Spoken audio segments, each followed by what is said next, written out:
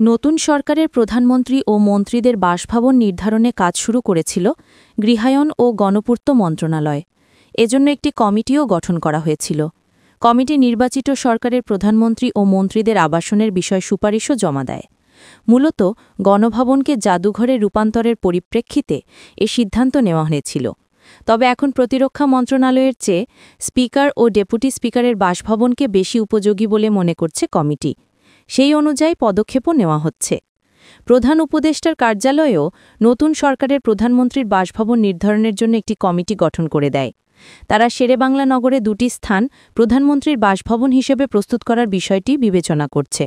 একটি হচ্ছে শেরেবাংলা নগরের সংসদ ভবন এলাকার স্পিকার ও ডেপুটি স্পিকারের বাসভবন, আরেকটি হচ্ছে প্রতিরক্ষা মন্ত্রণালয় এলাকা। OBC টেলিভিশন নিউজ টাইম, সত্য প্রকাশে অঙ্গীকারবদ্ধ।